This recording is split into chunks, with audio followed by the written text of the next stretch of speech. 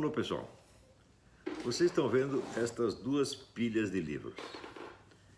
São os livros que eu publiquei até agora no mercado geral. Então, houve umas publicações quase pessoais, antigamente não interessa. Essas duas pilhas são distintas. Estes são os livros que eu escrevi porque eu queria. Estes são os que eu escrevi porque o Brasil precisava. Dos livros que eu queria, eu omiti mais ou menos uns 30, que não tendo tempo de escrever, eu gravei nas aulas e aguardo transcrição. Eu estou aqui sofrendo que nem um burro de carga para poder, agora aos 70 e tantos anos, corrigir essas transcrições uma por uma e transformá-las em livros, como é o que eu queria fazer desde o começo. Eu tenho que parar isso aqui e conceder o meu tempo a este negócio aqui, a estes assuntos fecais brasileiros, porque era absolutamente necessário fazer isto. Comecei, quer dizer,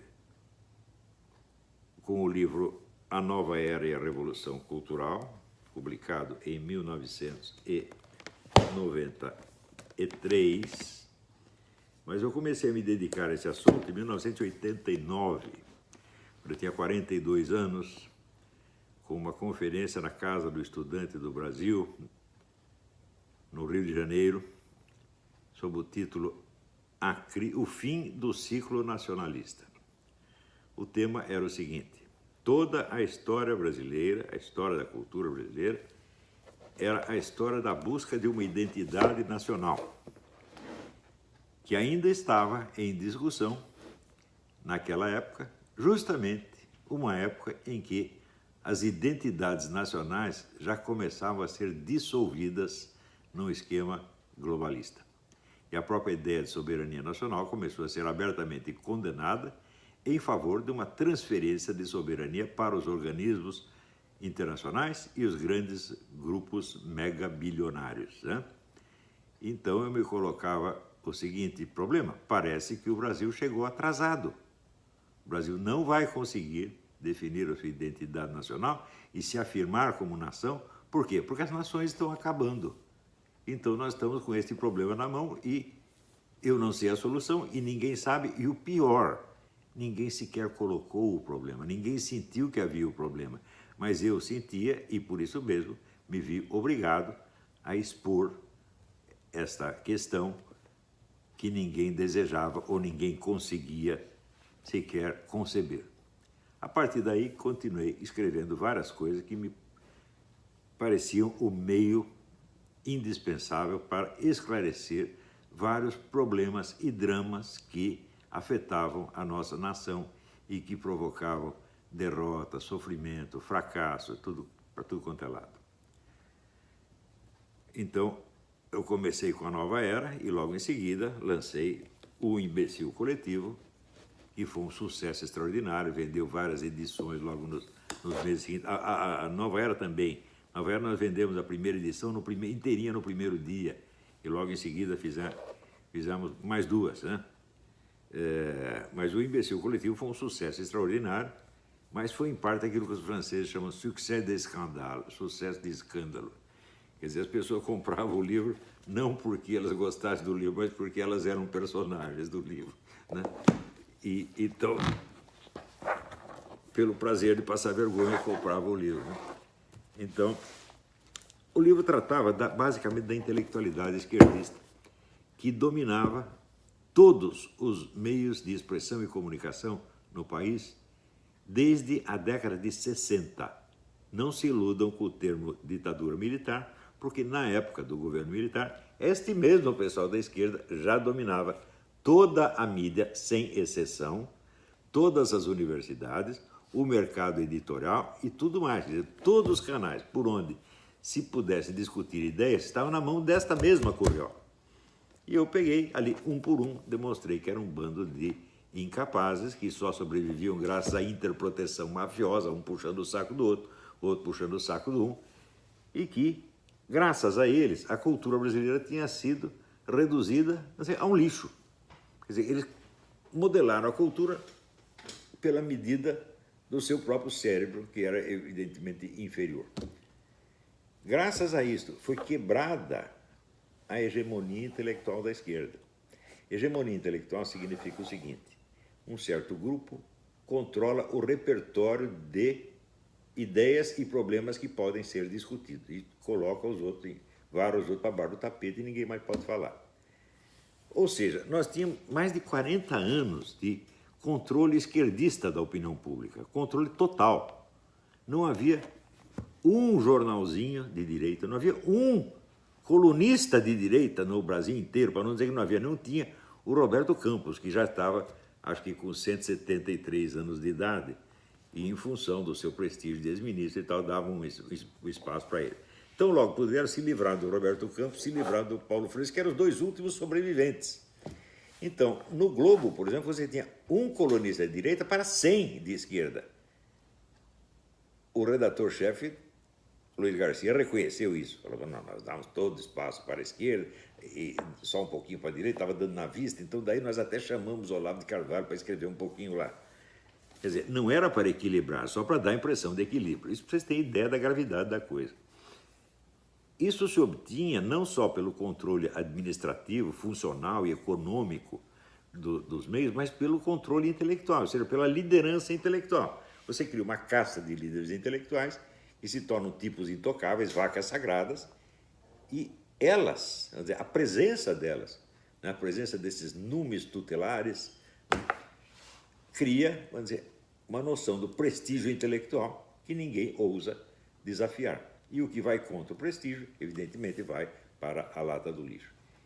Eu concebi toda esta série de livros para acabar com isso. Eu não sabia o que vinha depois. Se me perguntar, mas o que virá depois? Eu não sei. Mas, não tinha nenhum plano de tomada do poder, de criar um partido de direita, nada disso. Eu falei assim: só vou remover o problema. E assim, esse é que nem um câncer, você está entendendo? Você não vai dar saúde para o cara, você só vai remover o câncer. Depois o organismo trata de ser restaurado do jeito que ele puder, tá certo? Então, eu não tinha receita para o Brasil, não era receita de um Brasil melhor, não tinha nada disso. Falou: só precisa remover essa porcaria, depois o resto, o povo, a espontaneidade da sociedade resolve o problema. Esta foi a minha ideia. A operação foi um sucesso estrondoso, muito maior do que eu podia imaginar, porque além de remover da cena pública uma multidão de picaretas coroados, né, isso ainda estimulou, deu coragem e criou os meios para que centenas ou milhares de jovens talentos começassem a dar suas opiniões. Primeiro pela internet, alguns até conseguindo entrar na grande mídia, como por exemplo o Felipe Moura Brasil, né? E decorridos uns 10 anos do início da operação, as coisas começaram a dar certo exatamente do jeito que eu havia planejado. Abriu-se um espaço para novos opinadores. Eu, evidentemente, eu não esperava que dessa primeira geração de novos opinadores aparecesse nenhum gênio da filosofia, nenhum gênio da pedagogia, mas pelo menos, vamos dizer, uma geração de jornalistas um pouquinho melhores.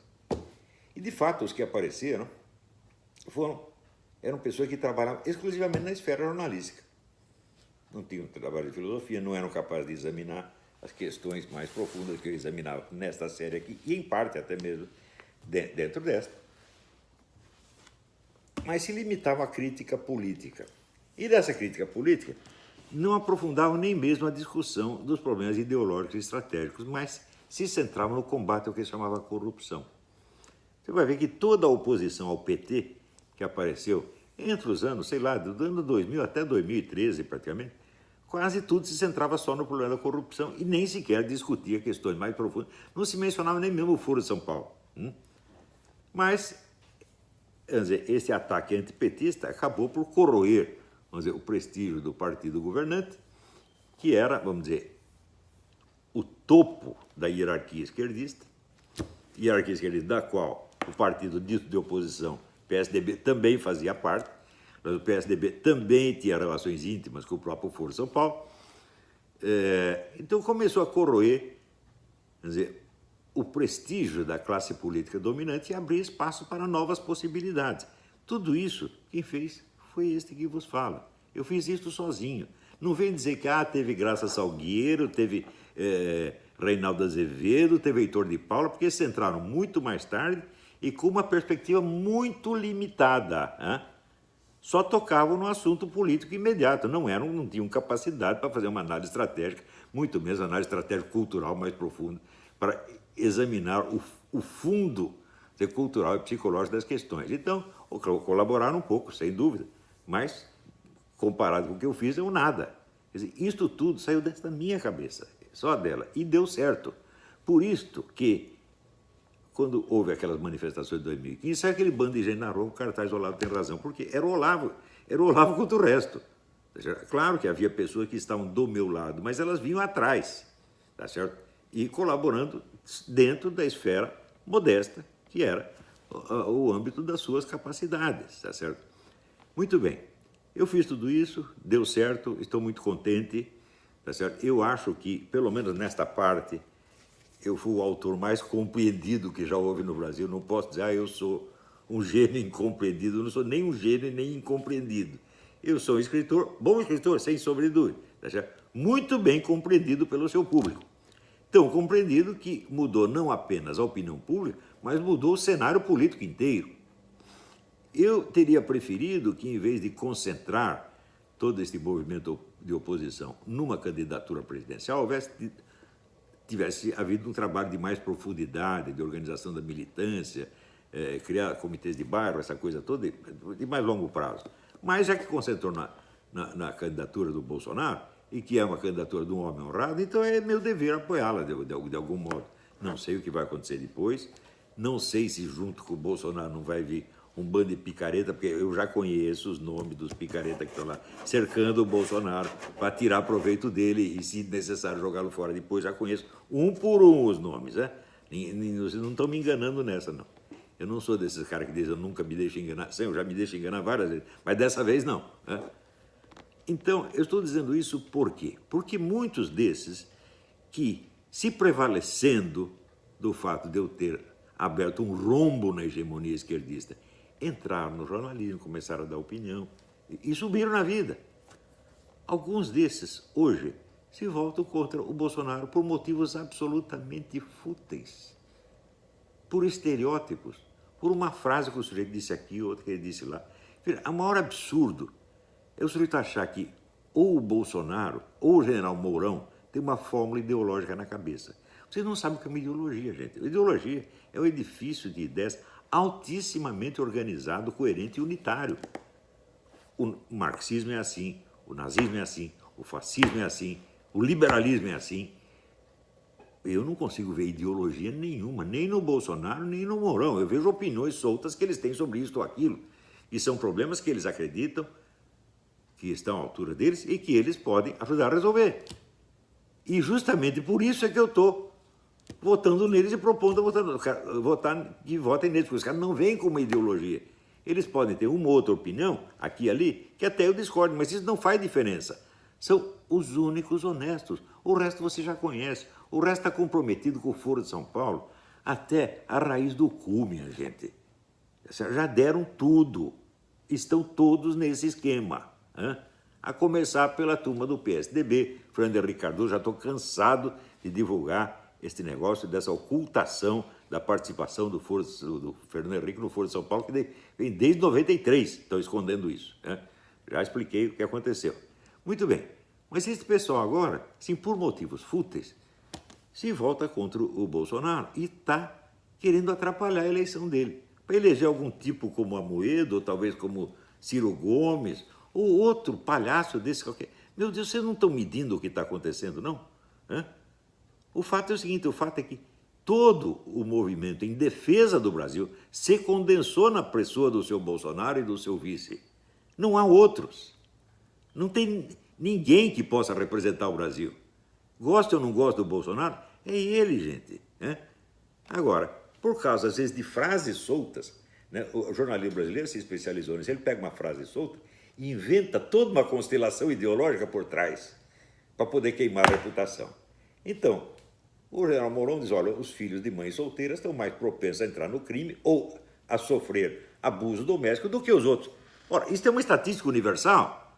Aqui nos Estados Unidos ninguém discute isso, mas daí aparece gente dizendo, ele me ofendeu. Apareceu a Raquel Sherazade dizendo, ele me ofendeu.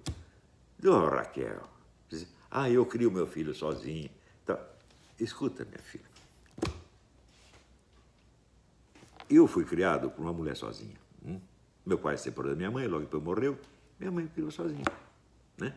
Então, se o fato de você ser mãe solteira te dá alguma autoridade para falar, eu, como filho de uma mãe sozinha, tenho muito mais autoridade ainda. Eu sei o ambiente no qual eu cresci, e eu sei que eu só não caí no banditismo, sabe por quê, minha filha? Porque eu tenho QI 157 medido. Os meus amiguinhos, né, que tinham QI 80, 90, 110, todos foram para algum tipo de marginalidade, todos. Agora, os que tinham a família organizada não, tiveram uma sorte bem melhor. Isso é uma estatística universal. Ninguém tem por que se fazer de ofendidinho por causa disso. Fazer-se de ofendidinho é o mais típico fingimento histérico. Né? E eu sei que você é uma das que entraram no jornalismo prevalecendo desse rombo, desse espaço que eu abri. Você não me deve nada, evidentemente, não estou cobrando coisa nenhuma, mas você tem obrigação de pensar, todo mundo tem a obrigação de pensar a que eu devo os meus meios de subsistência. Né? Da onde sai a minha possibilidade, a possibilidade do meu trabalho? Né? A gente sempre deve alguma coisa a pessoas que nem nos conhecem, tá certo? E que não fizeram nada para nos ajudar, mas cuja ação abriu para nós uma possibilidade. Eu sei a quem eu devo, por exemplo, a minha presença no jornalismo, eu devo ao Paulo Mercadante e ao doutor Rogério Marinho, irmão do Roberto Marinho. Devo a esses dois, não devo a mais ninguém. Claro que, depois que eu estava lá, apareceu um monte de padrinhos do Olavo. O Olavo está lá no Globo, por minha causa, conversa mole. Por esses dois, eu acompanhei a história inteira. E, em parte, o doutor Roberto Campos, né, que deu um reforço moral para isso. Mas quem me botou realmente no Globo foram esses dois. Né? Então, sinto uma imensa dívida para com todos aqueles que me antecederam nesse combate. Só que todos eles eram 30 anos mais velhos. Roberto Campos, Meira Pena, tá certo? Alguns morreram pelo caminho, como Nelson Leman da Silva, né? Tinha outros bem mais velhos, o doutor Antônio Paim, tá certo? Tem outros que poderia incluir nisso, mas que são estrangeiros, como Ricardo Vélez Rodrigues, tá certo? Então eu não posso dizer que ele faz parte, está na geração de pensadores brasileiros. Não, ele é um venezuelano, né? Então, assim como na América Latina encontramos vários notáveis, como Carlos Rangel e o próprio Mário Vargas Llosa, durante um tempo, pelo menos. Então, eu considero o Ricardo Vélez um exemplar desse tipo latino-americano, né? Hispano-americano, que nos ajudou, né, certo? Então, tenho uma imensa dívida com eles e reconheço, não cesso de elogiar esses meus antecessores. Porém, no momento em que eu entrei na briga, não tinha ninguém. Essa que é a verdade. Né? Tinha, o próprio Ricardo Vélez estava em ação, mas dentro de uma esfera universitária muito restrita. Ele praticamente não tinha público, embora o merecesse, sem sombra de dúvida. E também, vamos dizer, os exames que ele fazia da atualidade também tinham uma perspectiva mais limitada do que a minha, porque a minha vinha desde um exame de todo o desenvolvimento do pensamento ocidental até chegar na situação atual. Então, eu peço a esses que agora representam o pensamento conservador, que põe a mão na cabeça e raciocinem um pouco. Né? Não está na hora de você escolher esse candidato porque você gosta dele ou não, mas pelas consequências. Gente, eleger qualquer um que não seja o Bolsonaro agora é consolidar o poder do estamento burocrático. O estamento burocrático é PSD, PT, PSDB, PT e essa curriola toda. Ou nós queremos quebrar o estamento burocrático e inaugurar novas possibilidades para o Brasil, ou não queremos. Ora, esse estamento burocrático ele vive do crime, gente. A ligação entre esses partidos e o crime organizado é uma coisa mais do que provada. Veja, a ligação do PT com o crime organizado é oficial. O Lula foi presidente do Foro de São Paulo, ao lado do Manuel Marulanda, que era o chefe das Farc. E as Farc tinham praticamente o monopólio do fornecimento de cocaína ao Brasil. Na época tinha e ainda tem, tá certo? Então, é claro que há uma parceria, gente. Eu não estou dizendo que o Lula recebeu algum tostão, ele nem precisava de dinheiro das Farc, evidentemente. o PT tinha os seus próprios meios de sacanagem, meio de roubar os outros, não precisava do dinheiro da Farc, mas o proveito político e a parceria política existia. Eu estou dizendo também, há 15 anos, que o PT é um partido que não pode existir legalmente porque ele está afiliado a um organismo internacional. E isso é proibido pela lei eleitoral brasileira. E, no entanto, vamos dizer, todo mundo se mexe e corre para proteger o PT. Como hoje estão correndo para proteger esse tal de Adélio, esse assassino, né? Aí todo mundo quer apagar as pistas do Adélio para mostrar que ele foi o lobo solitário, que não tinha ninguém, não podia parceiro. Que não tinha parceiro, vocês estão loucos, pô. Então, gente, a briga é muito séria. Acorde, gente. Então, Raquel, eu acho que foi um ex-namorado dela que botou essa ideia na cabeça dela. Desde você dizer assim, olha, eu sou direitista isento, eu sou conservador isento porque eu sou contra o Bolsonaro. Ora, em primeiro lugar, você está fazendo isso para agradar a opinião da mídia corrupta pró-petista. Se tu lê a Folha, tem gente no próprio partido do Bolsonaro. Lê a Folha criticando o general Mourão, pronto, já quer fazer a caveira do general Mourão para dizer eu sou isentão, eu estou limpo, eu sou direitista, mas nem tanto. Ora, eu não me lembro de ter feito nada para criar um movimento conservador. Eu fiz para destruir a hegemonia esquerdista. Isso, o que ia vir depois, ia haver um conservadorismo, liberalismo, não sei. Não me cabe, vamos dizer, resolver o problema futuro. Eu estou tratando um problema que existe agora. E isso foi feito, e bem feito. Como diz o Lula, não é para me gambar, mas deu certo. Tá certo? E aqueles que estão tirando proveito profissional disto têm uma obrigação para com o passado, meu Deus do céu, para com o passado histórico do Brasil. O período dos anos 90 a 2010 foi inteiramente marcado por isso aqui, gente. Todas as ideias circulantes estão aqui. Aparecem sob outros nomes e sob outras formas, mas são exatamente as mesmas. Então, eu sei o que eu fiz, eu sei quem eu sou, eu sei o quanto custou de sacrifício pessoal, ameaça de morte, perdi todos os meus empregos na mídia brasileira, todos. Eu não estou me queixando porque depois inventei o meu curso e estou ganhando mais dinheiro com ele do que ganhava na mídia. Então, emprego na mídia, como é que se diz? Pode ser o futuro dourado, mas só de garotinho que saiu da favela. Então, eu quero... Quando eu crescer, eu quero ser redator do Globo. Eu já fui redator do Globo, já fui redator do Mundo Jornal, acho uma bela porcaria. Hoje as coisas estão muito melhor.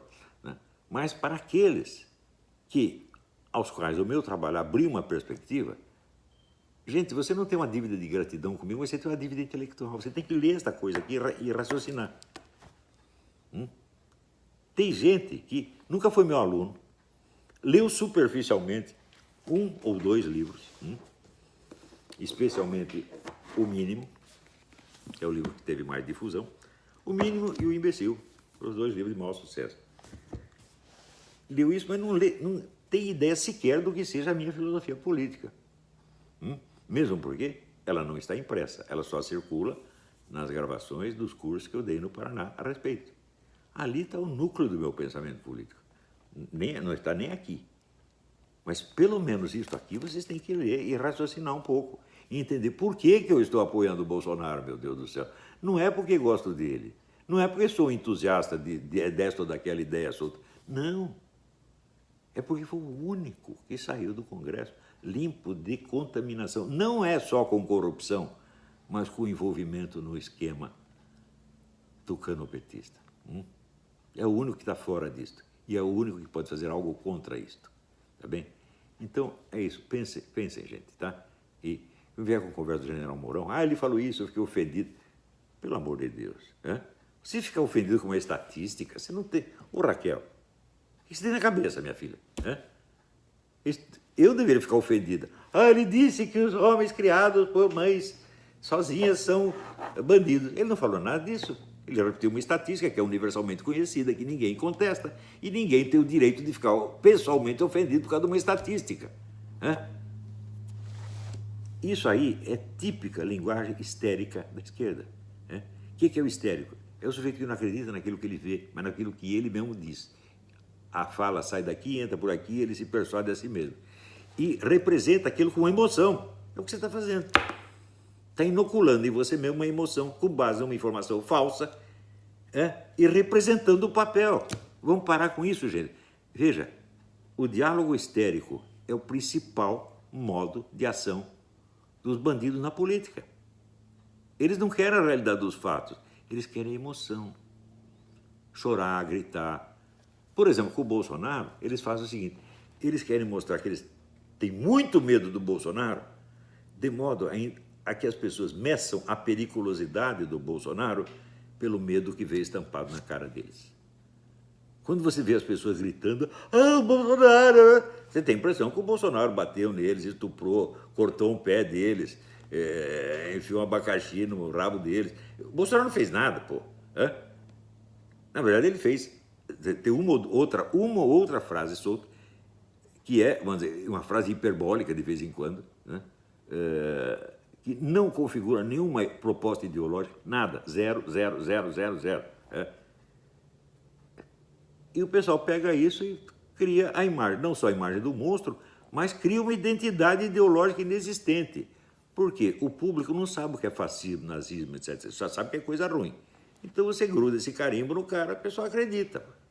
Então, não sendo capaz de discutir as questões específicas, dissolvem isso em rótulos genéricos, né? E sublinha, reforça os rótulos genéricos com demonstrações de emoção. Estou ofendido, estou magoado, fui discriminado. Ora, porra. Conservador, jeito que se diz conservador liberal e entra nisso, é um coitado, você é um escravo do seu inimigo, pô. Vamos parar com isso, tá bom? Até a próxima, obrigado.